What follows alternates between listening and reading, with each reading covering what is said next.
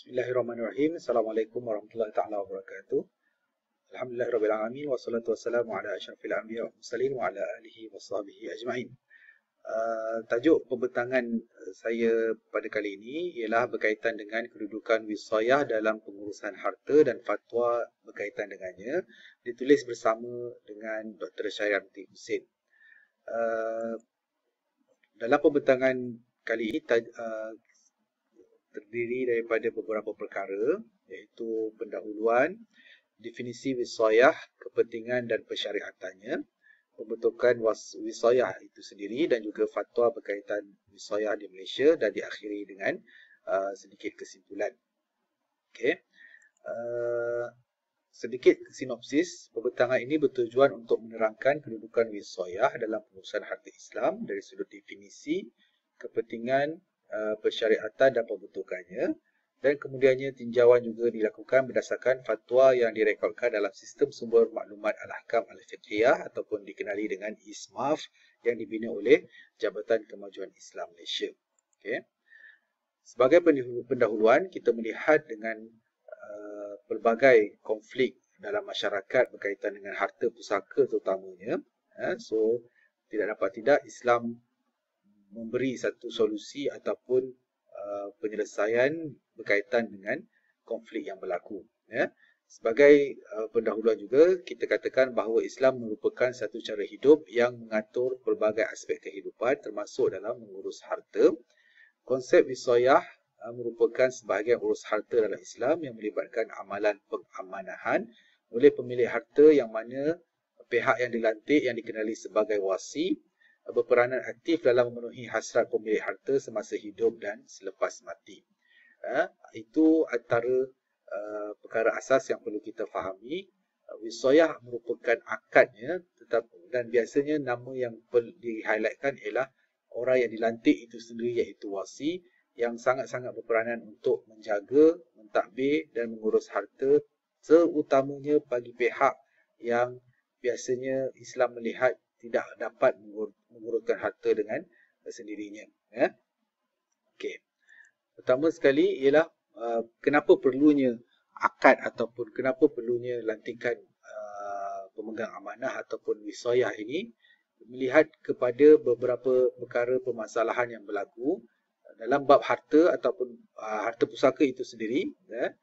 Isu berkaitan dengan penentuan status hak waris, kesamaran harta milik harta milik si mati, isu kematian berlapis dan perbalahan waris seringkali dikaitkan ataupun timbul, yang menyebabkan kita perlu melihat siapa orang yang mentadbir dengan betul untuk menjaga dan diamanahkan untuk urusan agihan selepas tuan punya harta meninggal dunia.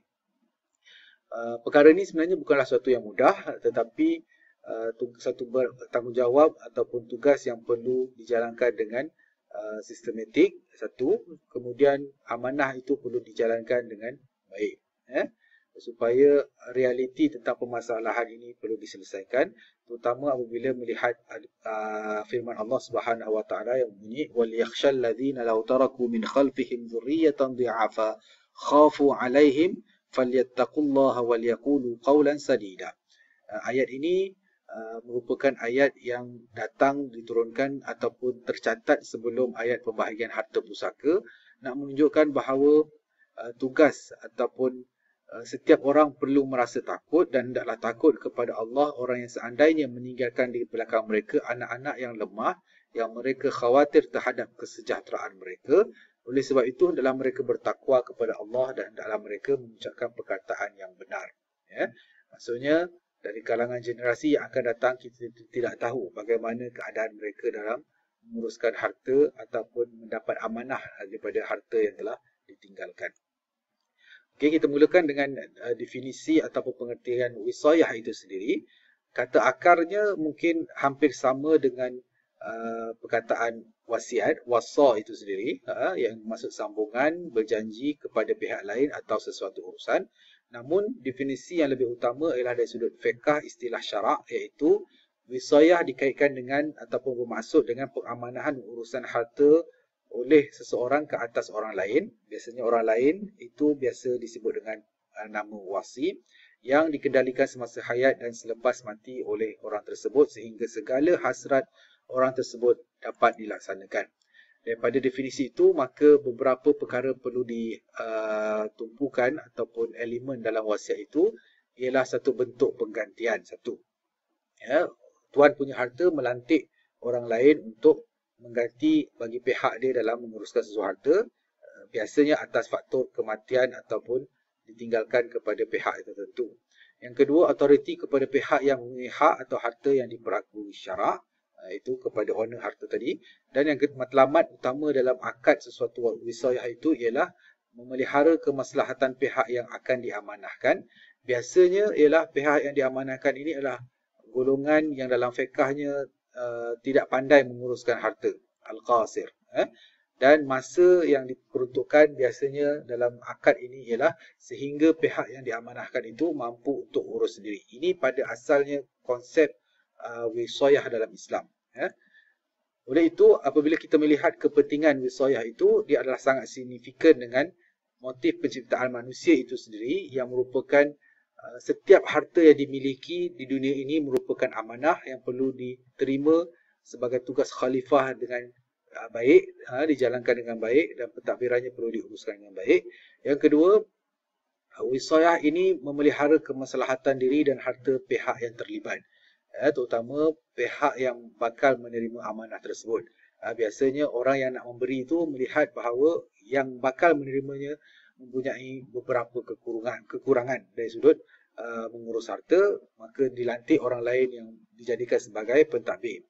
Dan yang ketiga, wisayah ini dapat memudahkan pembuktian dokumen kematian, sebab biasanya akad ataupun harta yang akan dipindah milik melibatkan beberapa pengurusan harta dalam Islam yang melibatkan perpindahan selepas berlakunya kematian seperti wasiat ataupun mungkin hibah amanah ataupun juga faraid. Bila melihat kepada persyariatan pula ialah wisayah ini dapat difahami ataupun diterangkan oleh fuqaha melalui beberapa dalil ataupun sumber, iaitu Al-Quran, hadis, pandangan sahabat dan juga ijma'. Kita tengok saja dalam Al-Quran sebenarnya apabila ada beberapa ayat yang melihat kepada perlindungan anak yatim, penjagaan harta anak yatim dan pensyariatan wasiat. Ayat-ayat ini sebenarnya menjurus kepada mesti diwujudkan satu pentadbir yang menjaga kebajikan golongan-golongan yang tidak mampu untuk menguruskan harta dengan sendirinya, maka orang-orang tersebut itulah yang dianggap sebagai menjalankan akad wisayah itu. Kita ambil contoh firman Allah, wala tu'tus sufaha amwalakum allati ja'alallahu lakum qiyama warzuquhum fiha waqsuhum wa qulu lahum qawlan ma'rufa. Dan janganlah kamu berikan serahkan kepada orang-orang yang belum sempurna akalnya akan harta mereka, yang Allah telah jadikan untuk kamu sebagai asas pembangunan kehidupan kamu, dan berilah mereka belanja dan pakaian daripada pendapatan hartanya yang kamu niagakan, dan juga berkatalah kepada mereka dengan kata-kata yang baik. Ini nak menunjukkan bagaimana sufaha itu disifatkan mereka yang tak mampu ataupun belum sempurna akal untuk menerima dan mengurus harta. So, yang akan membelanjakan dan mentadbir kepada harta itu adalah golongan pentadbir yang disifatkan melalui akad wisayah ini. Begitu juga untuk anak yatim dalam ayat surah Nisa dan juga dalam Al-Ma'idah berkaitan dengan wasiat. Okay. Dalam hadis Nabi juga ada menyebut beberapa hadis, contohnya kafa bil mar'i ithman an yudayya man yaqut. Cukuplah seseorang itu dianggap berdosa apabila mengabaikan orang yang di bawah tanggungannya. Ini beberapa dalil yang menunjukkan bahawa akad wisayah itu perlu ada, terutama suatu situasi hari ini yang memperlihatkan bagaimana harta itu diambil dalam tidak amanah ataupun kematian itu berlaku dalam keadaan mengejut, maka setiap perkara perlu diurus dan ditadbir dengan baik. Okay. Berbalik kepada pembentukan sesuatu wisayah itu, ulama meletakkan beberapa rukun, iaitu 5, yang setiap daripada rukun ini mempunyai syarat yang tertentu. Boleh rujuk dalam pembentangan slide ini ataupun rekod yang telah disediakan. Pertama ialah lafaz wisayah, kedua pihak yang melantik, al-musi, kedua pihak yang dilantik ataupun pentadbir itu sendiri, iaitu wasi tadi, keempat penerima kepentingan al-musa alaih, dan kelima perkara yang diamanahkan al-musa bihi. Saya kata tadi ini adalah 5 rukun yang biasanya disebut dalam pembentukan wisoyah, dan setiap satu daripadanya mempunyai syarat yang tertentu. Kita lihat di sini ada syarat untuk sirah, syarat untuk musi, syarat untuk wasi, syarat untuk musa alaihi, dan musa bihi. Seterusnya, untuk poin yang terakhir dalam pembentangan ini ialah kita akan melihat bagaimana fatwa di Malaysia berkaitan dengan akad wisoyah.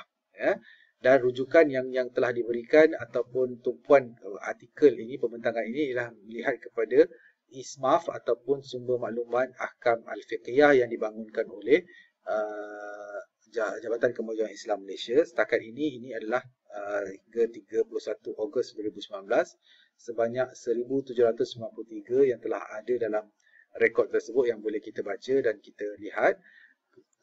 Tetapi melibatkan dengan carian kata wisoyah dan wasiat sebenarnya, sebab kata wisoyah itu sendiri tidak wujud penggunaannya, tetapi apabila kita tekan wisoyah itu, maka sebenarnya berkaitan dengan wasiat yang lebih banyak akan muncul.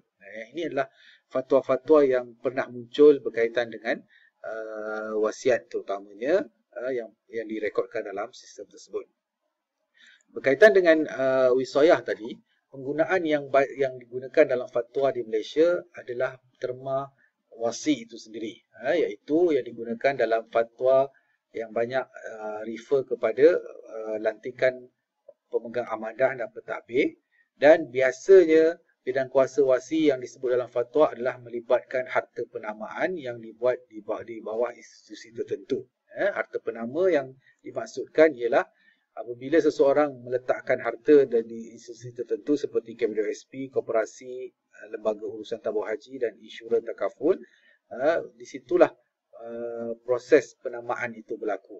Iaitu suatu proses apabila seorang telah mengambil polisi insurans atau telah membuat simpanan atau mencarum, menamakan orang tertentu untuk memperoleh faedah daripada polisi insurans tersebut ataupun tabungan tersebut apabila dia meninggal dunia. So, isu harta penamaan ini banyak disebut dalam fatwa di peringkat kebangsaan, di peringkat muzakarah fatwa kebangsaan itu sendiri bermula daripada 1973. Kemudian di peringkat negeri, antara negeri yang disebut adalah Negeri Sembilan, Selangor, Wilayah Persekutuan dan Terengganu. Ini adalah contoh yang terawal dari sudut melantik penama, iaitu penama dianggap tidak sah diterima sebagai waris. Ini antara yang disebut dalam Jawatan Kuasa Muzakarah Fatwa Kebangsaan bagi hal orang Islam. Cuba kita tengok lafaz-lafaz lain ataupun berkaitan dengan penggunaan perkataan wasi. Salah satunya ialah pada tahun 2000, Muzakarah Fatwa menyebut penama KWSP adalah wasi atau pentadbir harta. Penama hendaklah membahagikan wang KWSP peninggalan si mati mengikut hukum faraid. So maksudnya penamaan di KWSP hanya dilantik sebagai pemegang amanah sahaja, iaitu mereka yang menjalankan pentadbiran pergi ke pejabat KWSP, keluarkan, dan duit itu sebenarnya bukan milik mutlak kepada penama tersebut, bahkan perlu diserahkan mengikut hukum faraid.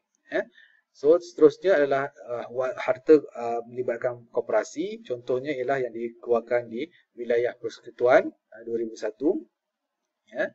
Orang Islam yang dinamakan sebagai penama oleh si mati dalam apa-apa skim simpanan, ini yang disebut ialah hendaklah membahagikan harta peninggalan si mati kepada waris yang berhak mengikut pembahagian hukum faraid. Ini bagi koperasi, dan seterusnya bagi tabung haji yang pernah disebut di Negeri Terengganu tahun 2002, sama juga membahagikan ikut hukum faraid. Yang ini berkaitan dengan insurans, iaitu wang tidak patuh syariah. Tidak disebut secara direct konsep wasi itu, tetapi bagaimana penamaan itu berlaku.